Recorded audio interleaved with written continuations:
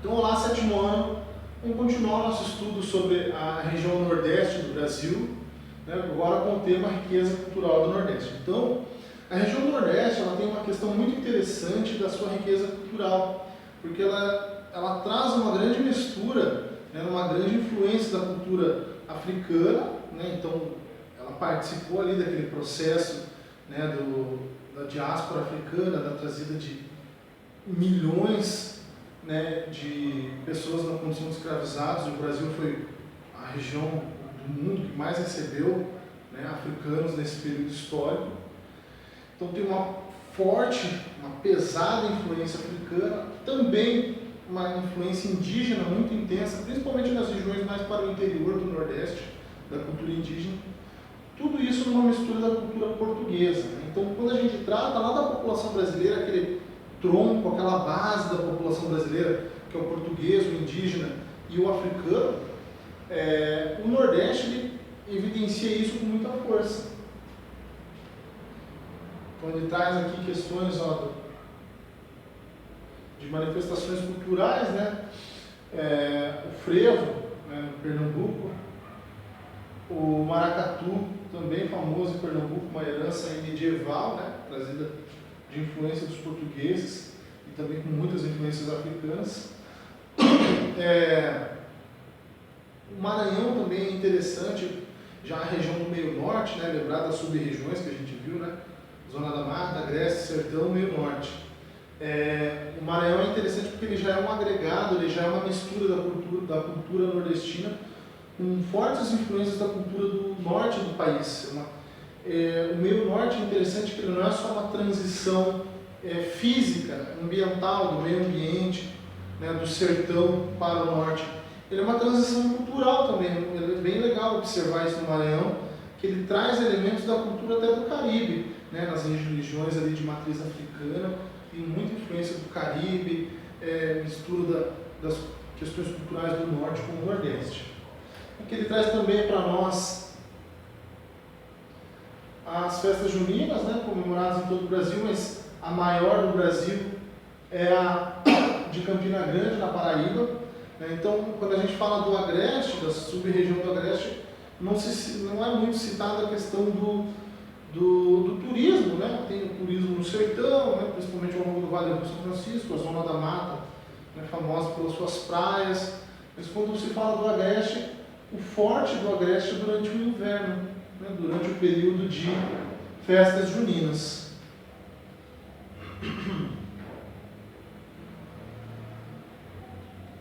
Aqui ele traz a questão do Bumba Meu Boi, né, que é uma influência direta da região amazônica, né, uma manifestação cultural que traz justamente aquilo que eu comentei, né, que você tem uma influência, uma mistura, uma mescla da cultura nordestina ali com a cultura amazônica. Além das festas e danças, existem outros elementos do patrimônio cultural, né, muitos elementos que são tombados, né, passam pelo processo de tombamento, né, que ganham um patamar de proteção histórica e cultural, que são relíquias, são artefatos, às vezes imateriais, que precisam ser preservados, né? Então, o tombamento é um instrumento de reconhecimento e proteção do patrimônio cultural mais conhecido e pode ser feito pela administração federal, estadual e municipal. Os bens tombados se dividem em bens móveis e imóveis, entre os quais estão os conjuntos urbanos, edificações, coleções e acervos. Então, às vezes você tem ali uma cidade, uma região que foi tombada, você não pode mais mudar a fachada daqueles prédios. Afinal, são prédios históricos que preservam a história, a memória daquele lugar.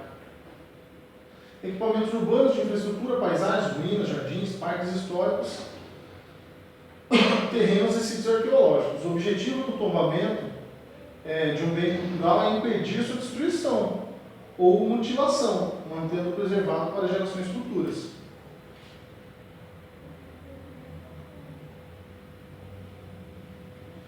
Lembrando que o tombamento não precisa ser necessariamente só de uma manifestação física, né, de algo físico, ele pode ser também de um bem material, de um artesanato, expressões culturais também podem ser tombadas. Aqui é o exemplo do artesanato no Ceará. Essa imagem é individual, a resposta é individual, cada um faz a sua daí. Beleza? Escolham lá, podem pesquisar pela internet mesmo, que é mais fácil nesse momento de confinamento social. Né?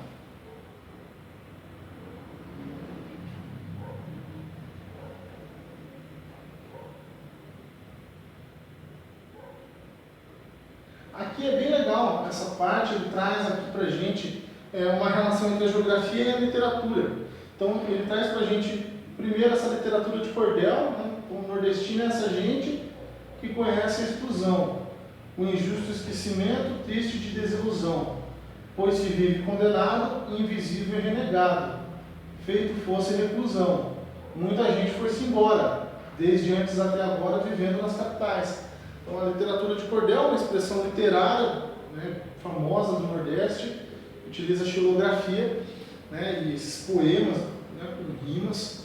É legal que ele trata aqui de questões geográficas, né, ali da migração, tanto a migração interna no Nordeste, né, saindo do sertão, do agreste, indo para as capitais na zona da mata, quanto da migração para as outras regiões do país, principalmente o Sudeste.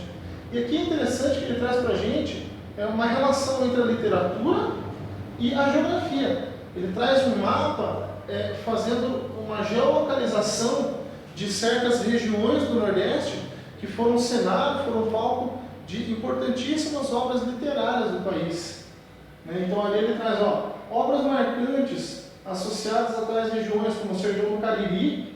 Então ali, o Sertão do Cariri que vai aqui, do interior do norte da Bahia, né? Sergipe, Alagoas, Pernambuco, Paraíba, Ceará ali, interior do Pernambuco. No Romance da Pedra do Reino, do Ariano Suassuna, né? Também escreveu o Alto da Compadecida, um dos maiores escritores do Brasil. Ali a zona do cacau, aqui embaixo, né, a zona cacaueira do sul da Bahia, de Terras de Sem Fim, Cacau e São Jorge do Ilhéus, as 3 obras de Jorge Amado, se passam aqui, né, o Jorge Amado também, influente escritor, todas se passam nesse contexto geográfico, que é totalmente diferente, né, enquanto aqui é uma região úmida, produtora de cacau, uma vida ali litorânea, da pesca também, aqui é um sertão árido, difícil, né, um sertão, uma região difícil de viver. E ali embaixo, né, o Grande Sertão Veredas, do Guimarães Rosa, considerado por muitos o maior escritor da língua portuguesa. Aqui é a região do Grande Sertão Veredas, já a transição para Minas Gerais. Então aqui a gente tem bem legal que é essa geolocalização dessas regiões literárias. Então, quais unidades da federação são contempladas pelas regiões literárias? Bahia, né? Bahia ali também, Sergipe, Alagoas, Pernambuco, Paraíba e Ceará, se alguém precisar pausar. E aqui, essa é pessoal, pesquisar ali uma obra literária que aborde, né, o Paraná ou Curitiba, e vão registrar ali sobre do que se trata a obra, qual é a obra e do que se trata. Vamos lá para a hora dos estudos, então. Aquele mesmo esquema que vocês já conhecem, né? Preciso corrigir alguma coisa ou deixei de fazer algum exercício, preciso pegar o gabarito, pause o vídeo e aí você pega, beleza? Explica essa afirmativa. A regionalização do território brasileiro e da própria região nordestina nos leva à reflexão sobre a importância de estabelecer diferentes regiões. Né? Então, a gente regionaliza o Brasil e a gente viu que dentro do Nordeste, que já é uma região, tem 4 sub-regiões. Facilitaram o nosso estudo, o nosso entendimento. A regionalização do território brasileiro possibilita aos governos estabelecer políticas públicas, de acordo com as características de cada região. O Nordeste, a zona da mata tem certas necessidades que o sertão não tem, ou o contrário. Né? Associe corretamente as sub-regiões nordestinas às respectivas características. Então, olha, faixa de transição que apresenta diferentes características. Predominam vegetações de pequeno e médio porte, as quais as folhas perdem as folhas em períodos secos. O agreste, transição do litoral úmido para o sertão seco. Próximo ali,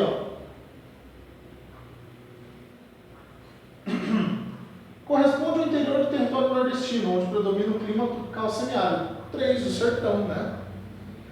Onde predomina a mata dos cocais. Não preciso nem ler o resto, é o meio norte, mas vamos ler o resto.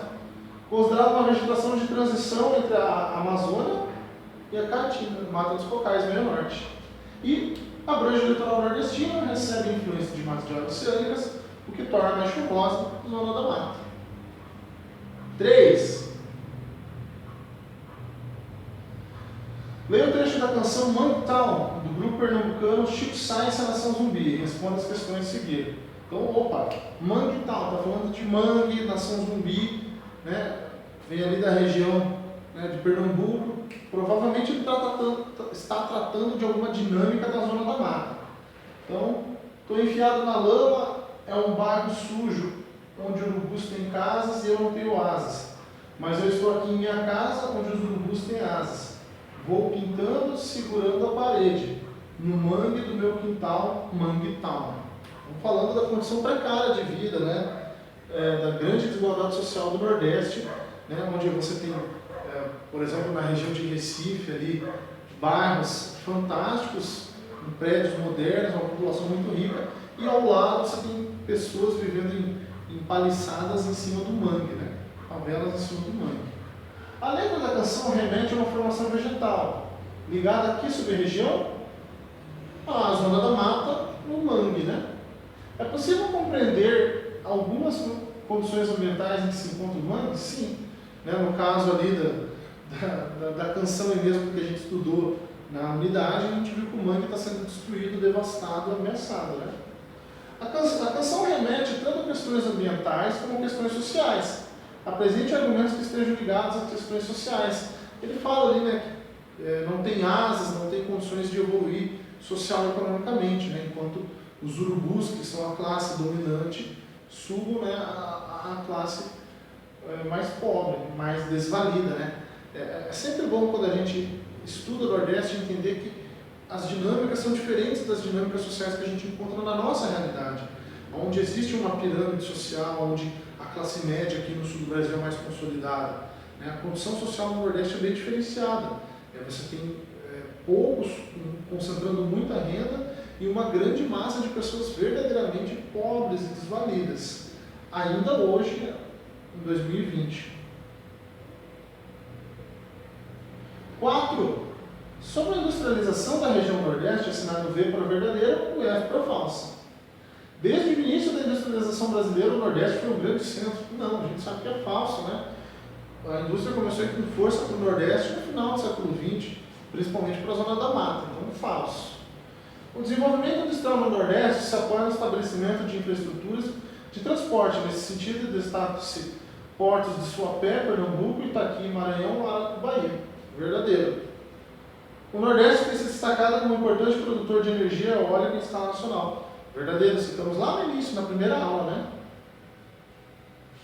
O processo de desconcentração industrial que ocorreu em nível nacional tem atraído indústrias de outras regiões para o Nordeste, onde já também se constata uma concentração geográfica de atividades nas regiões de Fortaleza, Recife e Salvador, as 3 principais cidades do Nordeste.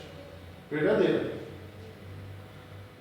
O Nordeste vem aprimorando sua infraestrutura, se tornando um importante polo industrial. Para tanto, são necessários investimentos em setores energéticos. As principais fontes de energia utilizadas no Nordeste são a eólica, a hidrelétrica e a termoelétrica. Pesquise os principais impactos ambientais de cada uma. Se houver, né? Então essas vocês vão colocar depois individualmente. Né? Mas eólica é muito baixo o impacto, né? É a mais limpa. A hidrelétrica, apesar de ser energia limpa, ela alaga, ela causa uma grande região de alagamento e está ali o impacto, né? E a termoelétrica é pior, né? Porque ela queima carvão mineral, amplia o efeito estufa, polui a atmosfera. Então é isso, gente. Fiquem atentos até a próxima aula. Qualquer coisa, pausem a aula no momento que vocês precisarem pegar o gabarito. Obrigado e até a próxima.